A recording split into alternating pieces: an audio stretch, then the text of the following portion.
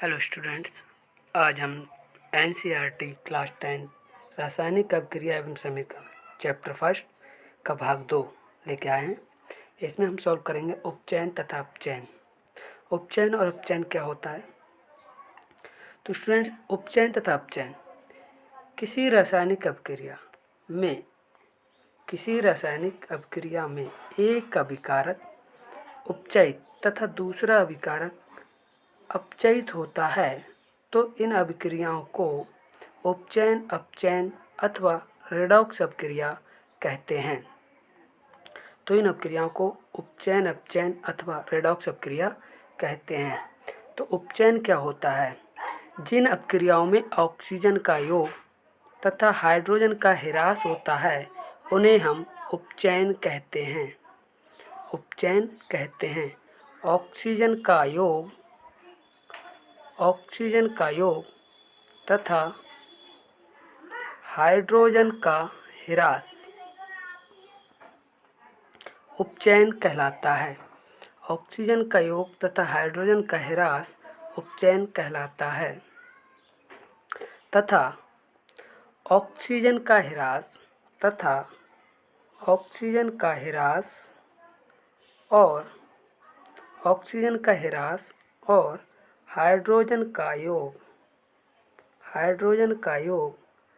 अपचयन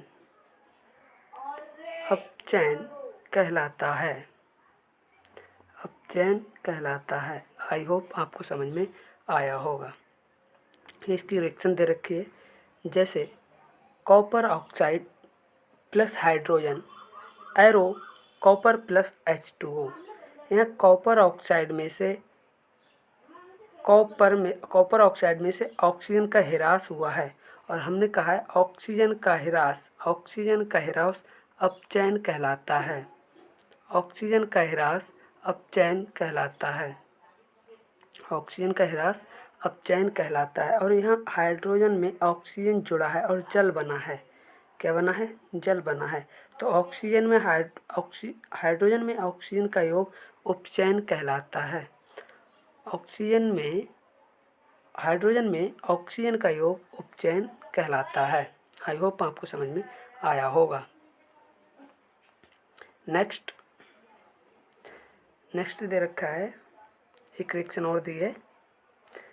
देखिए इसमें ZnO plus carbon. तो ZnO जिंक ऑक्साइड में ऑक्सीजन का ह्रास अपचयन कहलाता है। यहाँ कार्बन में ऑक्सीजन जुड़ी है और कार्बन मोनोऑक्साइड बना है, तो इसे हम कहेंगे कार्बन का उपचयन हुआ है। आई होप आपको समझ में आया होगा। ठीक इसी तरीके से मैग्नीज ऑक्साइड और हाइड्रोजन क्लोराइड। मैग्नीज ऑक्साइड में से ऑक्सीजन का ह्रास मैग्नीशियम क्लोराइड बना और ऑक्सीजन का निकल जाना कहलाएगा कि मैग्नीज ऑक्साइड का अपचयन हुआ है। यहाँ हाइड्रोक्लोरिक अम्ल में से क्लोरीन बाहर निकल गया, लेकिन हाइड्रोजन के साथ ऑक्सीजन जुड़ गया है, तो हम कहेंगे कि हाइड्रोजन क्लोराइड का उपचयन हुआ है। क्या हुआ है? उपचयन हुआ है। आई होप आपको समझ में आया होगा। नेक्स्ट है अपक्षेपण अभिक्रिया से आप क्या समझते हैं, उदाहरण देकर समझाइए। अपक्षेपण अभिक्रिया से आप क्या समझते हैं, उदाहरण देकर समझाइए। जिस अभिक्रिया में अविलय अपक्षेप का निर्माण होता है ऐसी अभिक्रिया अपक्षेपण अभिक्रियाएं कहलाती हैं। जिस अभिक्रिया में अविलय अपक्षेप का निर्माण होता है अपक्षेपण अभिक्रियाएं कहलाती हैं। जैसे सोडियम सल्फेट, बेरियम सल्फेट और सोडियम क्लोराइड। क्या सोडियम सल्फेट और बेरियम क्लोराइड, इन सोडियम सल्फेट बेरियम क्लोराइड से रिएक्शन करेगा तो बना लेगा 2NaCl और बेरियम सल्फेट का सफ़ेद अपक्षेप बनता है। ये अभिक्रिया हमारी द्विविस्थापन अभिक्रिया भी कहलाती है, क्योंकि द्विविस्थापन अभिक्रिया में अभिकारकों के बीच आयनों का आदान प्रदान होता है। जैसे Cl इस Na के साथ और बेरियम इस SO4 के साथ आयन का आदान प्रदान कर देगा और ये अभिक्रिया हमारी द्विविस्थापन अभिक्रिया भी कहलाती है। आई होप आपको समझ में आया होगा। नेक्स्ट हमारा निम्न कथनों को रासायनिक समीकरण के रूप में परिवर्तन कर उन्हें संतुलित कीजिए। तो ये हमें इक्वेशन दे रखी है, हिंदी में दी है, हमें इसको बनाना है और संतुलित करना है संयोग करके। जैसे दिया है नाइट्रोजन हाइड्रोजन गैस से, और हाइड्रोजन को लिखते हैं हम H2 से, संयोग करके क्या बना रहा है, अमोनिया। अमोनिया का सूत्र होता है NH3।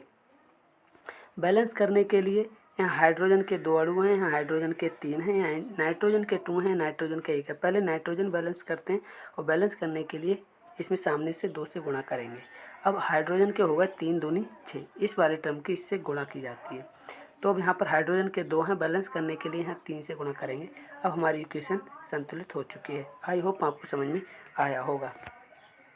नेक्स्ट दे रखा है हमारा हाइड्रोजन सल्फाइड गैस वायु में दहन होने पर। हाइड्रोजन सल्फाइड गैस को लिखते हैं हम H2S।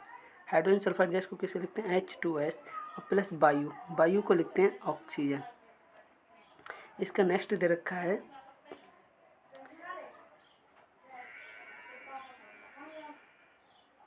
जल एवं सल्फर डाइऑक्साइड बनाता है। कह रहा है हाइड्रोजन सल्फाइड प्लस ऑक्सीजन, मतलब वायु से क्या बना रहा है, जल और sulphur dioxide SO2। Sulphur dioxide और जल को लिखते हैं हम H2O से। अब इसको संतुलित करना है। तो यहाँ देखें सल्फर का एक मॉलिक्यूल दिया है, यहाँ पर सल्फर का एक है, ऑक्सीजन के यहाँ 2 हैं और इधर 2 और 1 3 है, तो हमारा ऑक्सीजन बैलेंस नहीं है।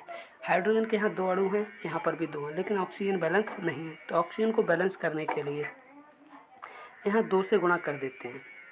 यहाँ 2 से गुणा की तो ऑक्सीजन हो गया हमारा 2 और 2 4। यहाँ पर ऑक्सीजन का हमारा 2 है, तो यहाँ पर 2 से गुणा कर देंगे और हमारी इक्वेशन संतुलित हो जाएगी। आई होप आपको समझ में आया होगा।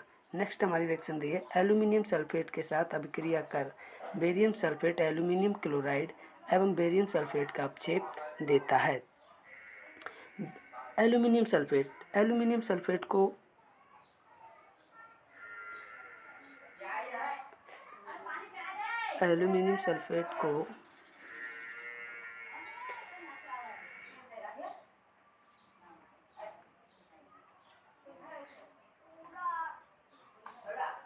ठीक है, देखिए एल्यूमिनियम सल्फेट को लिखते हैं Al2SO4 का होल थ्राइड। एल्यूमिनियम सल्फेट का सूत्र होता है एल्यूमिनियम सल्फेट Al2SO4 का होल थ्राइड प्लस एल्यूमिनियम क्लोराइड को लिखते हैं बेरियम क्लोराइड BaCl2।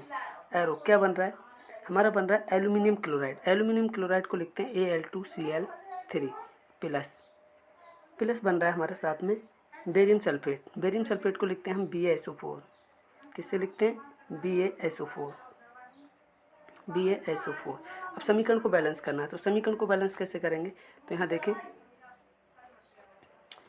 यहाँ पर एल्यूमिनियम के 2 हैं और SO4 के 3 हैं। यहाँ पर एल्यूमिनियम के 2 हैं लेकिन SO4 के यहाँ पर सिंगल दे रखा है। तो यहाँ बैलेंस करने के लिए पहले सल्फेट को बैलेंस करें, तो यहाँ 3 से गुणा कर दें। अब यहाँ बेरियम के 2 हो गए, यहाँ बेरियम सिंगल है तो इसको 3 से गुणा कर देंगे। अब यहाँ पर हमारे क्लोरीन के 3 दूनी 6 हो रहा है और यहाँ पर हमारा क्लोरीन का 3 है, तो इसे बैलेंस करने के लिए हम 2 से गुणा कर देंगे। अब हमारा क्लोरीन बैलेंस हो गया 3 दूनी 6। अब हमारा एल्यूमिनियम का 2 दूनी 4 परमाणु हो रहे हैं, एल्यूमिनियम के हमारे 2 दूनी 4 परमाणु हो रहे हैं। तो एल्यूमिनियम बैलेंस करने के लिए हम यहाँ पर 2 से गुणा कर देंगे, यहाँ पर 2 से गुणा कर देंगे। अब हमारा इक्वेशन बैलेंस हो चुकी है। आई होप आपको समझ में आया होगा। नेक्स्ट है हमारा पोटेशियम धातु जल के साथ अभिक्रिया करके पोटेशियम हाइड्रोक्साइड एवं हाइड्रोजन गैस देती है। पोटेशियम धातु को हम लिखते हैं K से। पोटेशियम धातु को यहाँ पर ये 2 नहीं आएगा और यहाँ पर ये 2 नहीं आएगा, ये थोड़ा सा मिसप्रिंट हो गया था, तो थोड़ी गलती हो गई थी, तो इसको मैं रब कर रहा हूँ फिर से। ध्यान रख, थोड़ा देखना कि यहाँ पर ये 2 मैं क्वेश्चन को आपको दोबारा से बता दे रहा हूँ थोड़ा सा। ये देखेंगे कि यहाँ पर ये वाला 2, सॉरी ये L2, यहाँ पर ये 2 नहीं आएगा, ये बार बार वापस हो रहा जा रहा है। तो बैलेंस करने के लिए देख लेना है कि यहाँ पर ये जो 2L2 लिखा है ये थोड़ा सा मिसप्रिंट है।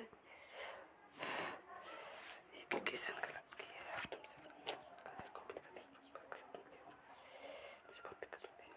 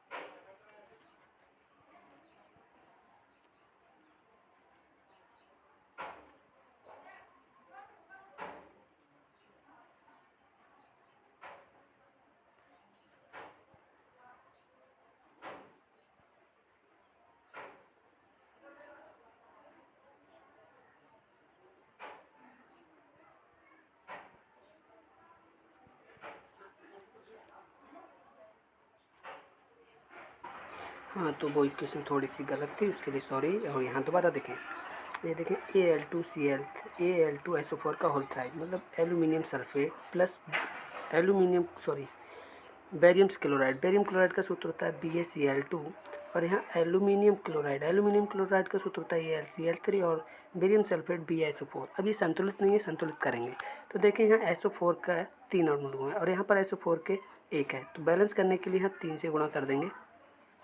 अब हमारा SO4 बैलेंस हो गया, लेकिन Ba के यहाँ पर 3 परमाणु हो गए, तो यहाँ पर Ba का सिंगल है तो 3 से यहाँ गुणा कर देंगे, 3 से यहाँ गुणा कर देंगे। अब हमारा Cl के 3 दूनी 6 हो गए, और यहाँ पर हमारा Cl के 3 है तो 2 से यहाँ गुणा कर देंगे। अब Cl भी हमारा बैलेंस है, और Al के हमारे यहाँ पर 2 थे, अब Al भी हमारा बैलेंस है। ये इक्वेशन अब ठीक है, अब बैलेंस हो चुकी है। आई होप आपको समझ में आया होगा। नेक्स्ट है हमारा पोटेशियम धातु जल के साथ अपक्रिया करके पोटेशियम हाइड्रोक्साइड, जल के साथ अपक्रिया करके पोटेशियम हाइड्रोक्साइड एवं हाइड्रोजन गैस देती है। तो पोटेशियम धातु को लिखते हैं K से प्लस, जल के साथ H2O के साथ अपक्रिया करके पोटेशियम हाइड्रोक्साइड मतलब KOH, और साथ में हाइड्रोजन गैस मतलब H2 ये देती है। तो पोटेशियम धातु का हमारा K है, ऑक्सीजन का यहाँ पर 1 है, हाइड्रोजन के यहाँ पर 2, और यहाँ हाइड्रोजन के हमारे 3 मॉलिक्यूल हो रहे हैं। तो हाइड्रोजन बैलेंस करने के लिए क्या करें, हम अगर यहाँ से 2 से गुणा कर दें, हाइड्रोजन में यहाँ पर 2 से गुणा कर दें,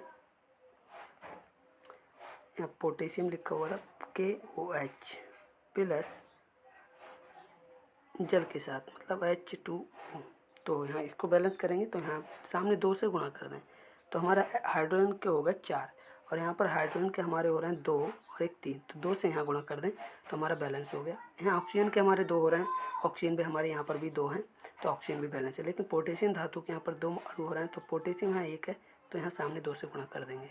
अब हमारी इक्वेशन संतुलित है। आई होप आपको समझ में आया होगा। नेक्स्ट है हमारा, जब लोहे की कील को कॉपर सल्फेट के विलयन में डुबोया जाता है, जब लोहे की कॉपर से डुबोया जाता है तो विलयन का रंग क्यों बदल जाता है। तो हम जानते हैं जब एक कॉपर सल्फेट विलयन में लोहे की कील डुबोई जाती है तो लोहा जो कॉपर की तुलना में अधिक क्रियाशील होता है, कॉपर सल्फेट विलयन से कॉपर को विस्थापित कर देता है और लोहे के सल्फेट बनाता है जो कि रंग में हरा होता है, जो कि रंग में हरा होता है। नेक्स्ट है हमारा विलयन जो कि रंग में हरा होता है, इसलिए विलयन का रंग बदल जाता है। जैसे रिएक्शन है FeSO4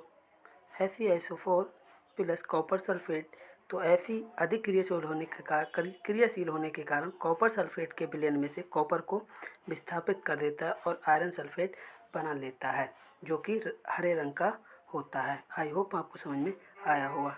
नेक्स्ट क्वेश्चन है हमारा, कह रखा है द्विविस्थापन अपक्रिया का उदाहरण दीजिए क्रियाकलाप 1.10 में। बिन द्विविस्थापन अपक्रिया का उदाहरण पूछ रहा है। तो इसमें है जैसे कि हम द्विविस्थापन अपक्रिया जानते हैं। द्विविस्थापन अपक्रिया हमारी वे अपक्रियाएँ होती हैं जिनमें अभिकारकों के बीच आयनों का आदान प्रदान होता है। BaSO4 जैसे BaSO4 और NaCl क्या बना लेगा, NaCl, और ये बेरियम सल्फेट। तो इस प्रकार आयनों का आदान प्रदान होता है, वो अपक्रिया हमारी द्विविस्थापन अपक्रियाएँ कहलाती हैं। जैसे सोडियम कार्बोनेट कैल्शियम क्लोराइड से अभिक्रिया करके कैल्शियम कार्बोनेट और सोडियम क्लोराइड बनाता है। इस अभिक्रिया में सोडियम कार्बोनेट और कैल्शियम क्लोराइड आयनों का आदान प्रदान करके दो नए यौगिक बनाते हैं, इसलिए यह अपक्रिया द्विविस्थापन अपक्रिया कहलाती है। जैसे कि हमारा ये सोडियम कार्बोनेट और यह है कैल्शियम क्लोराइड, ये क्या करेगा, आयनों का आदान प्रदान कर देगा और सोडियम क्लोराइड बनेगा और कैल्शियम कार्बोनेट